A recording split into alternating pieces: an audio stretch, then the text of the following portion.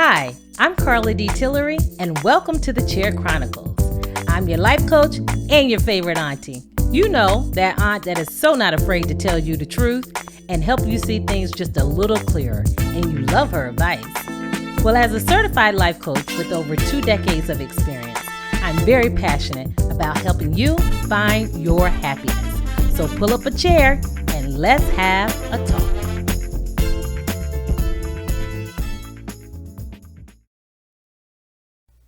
Hey, what's up, LA? Hey, how are you? Good, good to be back in the studio again. Yes, we're back at it. But as you see, I wore my butterfly shirt because I'm fluttering here and there. Listen, I need to talk to you about something. I need to figure out how to stay focused. I feel like I'm all over the place. So, yeah. Well, you're not by yourself. One, I think there are a lot of people that are really struggling and are challenged with really trying to just stay focused. Right. And I had posted a quote earlier this week from Dr. Howard Hendricks, and it was, the secret to concentration is elimination. Say that again for the people in the back in case. And then I put a mic and I said drop. Mic. I said drop mic. Yeah. The quote. Secret to concentration is elimination. And so many times we are trying to stay focused on something, but we get interrupted, right? Yes. So there are distractions, and then there are also things that really kind of come that are a result of something you committed to. Right. Yeah. So there's a lot of different ways to attack this. So we'll try to kind of take our time and break this down a little bit. Help a sister out. Yes. You just flying all over the place. Yes. All over the place. Yeah. I mean, it's such a common question. And I think it depends on what stimulates you and what distracts you. Okay. Because everything that's going on globally certainly has an impact. Yes. And I think no matter what race you are or where you live in this world, that there are so many things that are always happening that attract your attention. Yeah. And sometimes it's not positive attention. Sometimes it's attention that stirs up anger and all of these different emotions that you're feeling that can distract you from doing what you need to do. Yes.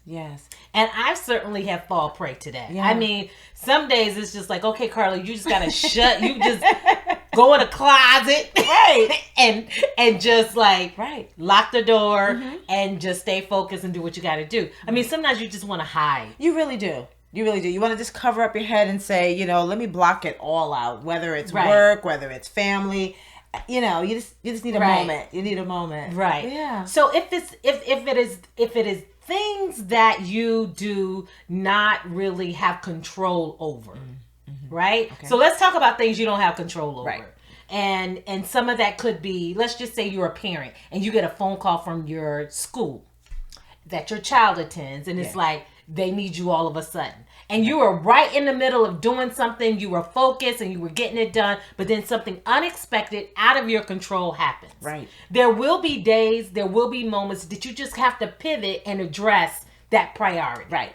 Or address the emergency. Listen, there ain't no way around that. You have to do it. Ain't no secret, nothing. Right. Someone call about your child. You gotta go. You gotta go take care of it. Right. And so I think if there's anything that you can do in moments like that is to just take a pause, kind of figure out where you are. Right. Because listen, I'm getting ready to tell you something too. I'm getting ready to tell you aha. Okay. So you just take a pause, remember where you are, and you might want to make sure you save a file if you're working on a computer or something like, because sometimes an emergency will make you just drop everything. Yes. But sometimes it's just a matter of a few seconds to allow you to pause, breathe, close out what you're doing, and then get your things. And the reason why I say that is because I have been on the road, listen to this, been on the road driving, minding my business, by the way. And you'll see somebody coming up behind you, and it's like, okay, do I get out of the way or what? Usually I just get out of the way. Right? And I'm like, you cannot get but so far. So, but if it's only, you in the front and they can't get around you, they have to wait. Right. And so usually, sometimes I see myself coming to a stoplight. So I'm like, I gotta stop. So you're going to have to stop. Right. And so even if I had let you pass, you probably would have stopped at that light. That's right. So that 2 seconds, 5 seconds, 6 seconds of rushing really would accomplish nothing. That's true. So sometimes we underestimate the power of a second. Wow. Listen, that one just dropped. Light bulb. That one just dropped. Yes. The power of a second. Because you can pause even in the moment of an emergency and pause for 2, 3, 4, 5 seconds to regroup, breathe, figure out what you need to do, and then start. Right. You still have not lost any time. No time. Mic drop on that one. Yeah. Certainly. Power of a second. Isn't that something? Because we do. Our immediate reaction is to react. Yes, it is to react, to jump up, boom, boom, boom. Right. There have been times I've gotten a headache because the alarm clock woke me up and that sound all of a sudden was just like boom. And then you realize, oh my God, I got to get up. Da, da, da, da. And then I got a headache because I have rushed my body from gathering itself. Right. And so the power of a second, that's a new one that Auntie just dropped. Hashtag. The power of a second. Yes. You can take that second, the seconds, to regroup and figure out, okay, now let me gather myself before I move forward. And that's that focus. That's that focus. Okay, now I can deal with what I need to deal with because I've allowed myself to breathe and say, okay. Yeah. That's key. Yeah. Now, of course, there are going to be certain times where you need to respond like right away. If someone's in a pool drowning, we're not talking about those kind of instances where you don't need to think. You just got to respond. And do it. Right. Exactly. I'm not talking about those kind of, special circumstances. Right. But I mean, even in general, when something comes up and it needs your immediate attention, a few seconds, there's power in the few seconds. To gather yourself, to breathe, to regroup, figure out what you need to do, and then move forward. Right. And even when someone calls on you for something, yes, our immediate, we want to go into rescue mode. So we right up and if we just relax for a minute, get information, because sometimes we miss key information or draw out the information from the person and say, is this really urgent? Or they know that I'm going to react. Right. So give, like you said, the power of a second. Yes. Ask those questions. Okay, when do you need this? What's going on? Right. And sometimes it's just people wanting to, Right. Right. And there is an expression that your emergency is not my problem. Like that one. Yeah, like your emergency is not my problem. Right. And it's, emergency is, I guess, in the eye of the beholder. Right. Because what might be your emergency? I'm like, right. Get that tomorrow, but. Right. Yeah. So there are going to be times when things are out of your control that will interrupt you. These are not necessarily things that you can eliminate. Right. But you can eliminate rushing. Yeah. You can eliminate that. Yes. Because the power of a second will allow you to breathe, to pause, to gather yourself, and then to figure out how to close out what you're doing so that you can address it with your full attention. Yeah. And it's funny, it just brought back to mind when I used to commute to New York. I remember before I really knew about the train and all that, I went rushing for my train. I did not want to miss this train. I could not miss it. Not thinking, there are trains right behind it, but I had to be on this train. Rushing, briefcase, dressed to the nines, and splat out onto the platform. And the train still left me. I ain't mean to laugh. I'm sorry. So you can only imagine my embarrassment. I'm on the platform, face down. I look up, the doors are closing, and the train continues to go. Oh my goodness. Whereas if I had just said, okay, if I make it, fine. If I don't, there's another train coming. Right. If I'm get on the phone and just let them know I'll be late. Or I have my computer, I can log on. But we don't think about those things. Yes. We just I gotta get it done. I gotta get there. You know?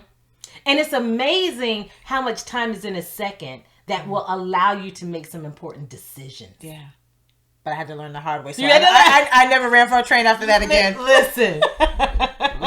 I got focused after that. I'm like, what's the train after that? I'll just, Right. Yeah. So those are things when they're out of your control. So let's talk about when things that you put on your plate, commitments that you have. Because a lot of times we are overcommitted. Oh my goodness. Guilty. Overcommitted. And so then we wonder why we don't have excellence, or there's no quality in what we produce, or why we're stressed or feeling overwhelmed or very anxious. Right. And it's because we've done so much committing to this and to that and to this. I can do this, I can do that. No problem. My famous words. And sometimes you love being involved in all of those things. Right. But you have to be mindful of your capacity. To do it. Yeah. To do it. Right. And so sometimes you can't stay focused is because your mind is being pulled to all of the different things you need to get accomplished because of the commitments that you made. Right.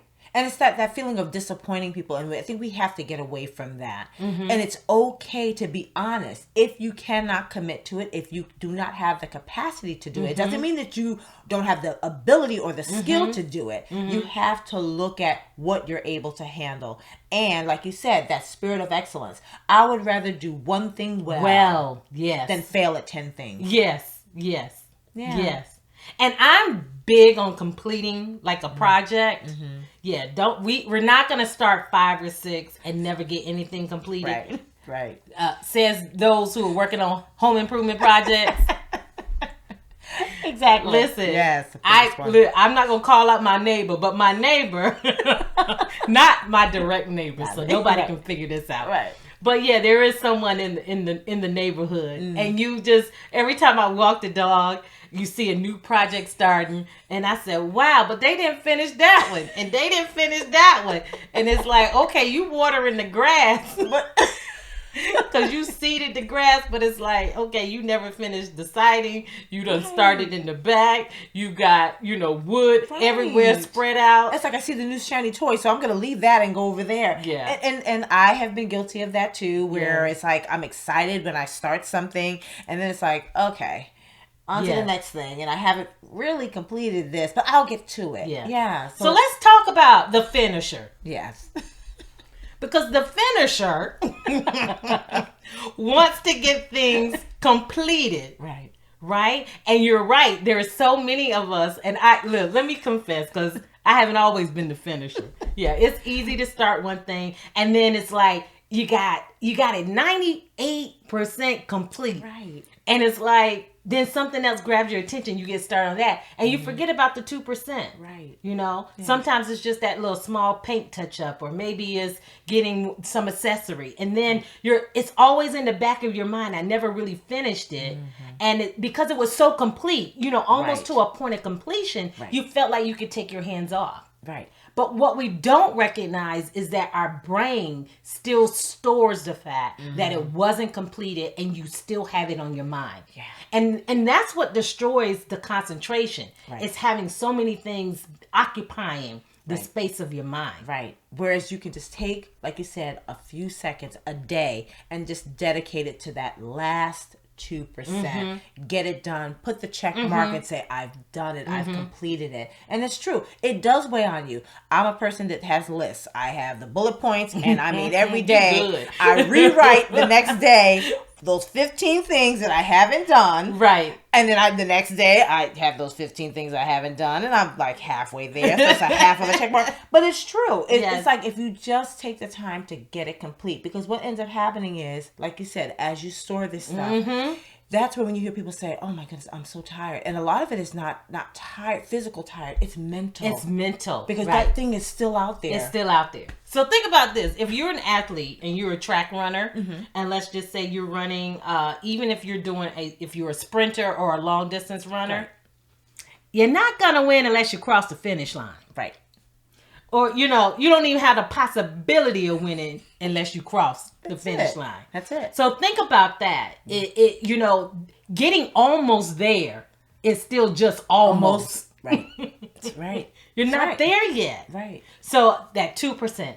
So let's work on finishing the 2%. Work on it. Let's do that. I'm going to be better about that. Because you need to eliminate it. Again. That's it. again, the secret to concentration is elimination. So you need to eliminate that 2%. I really like that. I think we all should write that down, stick it on a sticky somewhere. Right. Yeah. Right. Just something to remind us. And another thing to help us with just focusing and concentrating on different things we're working on, there will be things you can do simultaneously. Absolutely. Right. I mean, very seldom can you just do one thing completed and not have something else, in the works. Right. So there will be projects that you might want to think about, okay, when do I want to get these things done? And think of them like big buckets. So I got bucket number 1, that's this project. Right. Bucket number 2, that's this project. Bucket number 3, this is what I need to get done.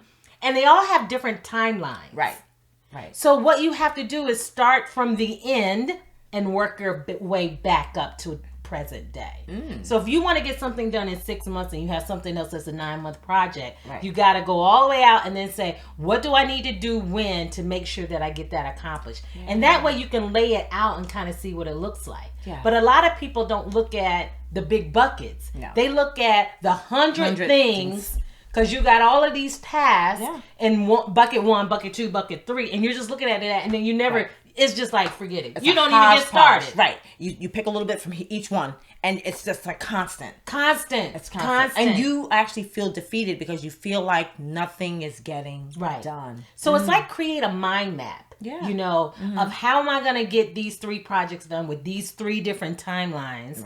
And let me choose the 4 or 5 tasks in each one to keep progression. And that's really what it is. It's about making progress. To get to the finish line. There. Yeah. And don't forget, when you get to that 98%, what you're supposed to do? You're supposed to kick it on in and keep going. Kick it on in and 2%, finish it. Do cross it. That finish. Cross that line. You got to cross that line. Yes. Yeah. So you do. You need to think of work tasks, whether it's home, whether it's work related, whether it's socially related. You kind of think about all the things you want to get done. Think about those big buckets and then say, okay, there's like 4 or 5 things I can do now in each one of these. Start to lay those out. But map it out. You have to map it out. So many people try to keep it in their head. And that's why we get overwhelmed, can't sleep at night, can't rest, because we haven't laid it out. Some people are visual, so they like, large boards. They'll write things out, or people use calendars, people can use their electronics. And so there's so many different tools, but I would say whatever you do, get it out your head. Get it out of your head. Get it out your head. And I believe when you see it mapped out, when you actually can physically look at it, it doesn't seem so overwhelming.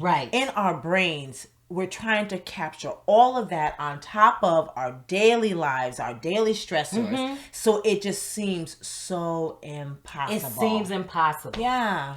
So we have to eliminate a few things, right? We have to, eliminate rushing. Yes. Slow down. Slow down. Breathe. Gather yourself. Figure out your plan. And then take action. Right? Then when there are things in control that we have the ability to control, we need to eliminate possibly some of our commitments. Because I think a lot of times we're just over capacity because we said yes to so many different things. And then when you have multiple projects that you have ongoing, eliminate eliminate that desire that we all have to stop just before we finish. Cross the finish line. Cross the finish line. Cross the finish line. Cross the finish line. Yeah. So there are several things that we can eliminate to kind of increase the power of our concentration. Yes. Yeah. Power of a second. Yes. Hashtag power of a second. I love that one. That was fresh, girl. I love it. I wore my butterfly shirt, but I'm feeling focused now. You feeling I don't focused? feel like I'm fluttering all over the place. Those were great tips and tricks. They really are. So we hope you would try these tips and think about how you can reorder your time, your tasks, things that you want to get accomplished. And we want you to go from the 98% to 100%. And we want you to do it with a sound mind, being strong in your mind, not being overwhelmed, not feeling like you just are too anxious to get anything done. So we're on your side. We're with you. Power of a second. Hey, listen, why don't you share your stories with us? Share your comments with us. We would love to hear from you. What tools, what strategies do you use to stay focused? Remember, the secret to concentration is elimination. Now I want you to share, I want you to like, and I want you to stay tuned and stay connected on The Chair Chronicles.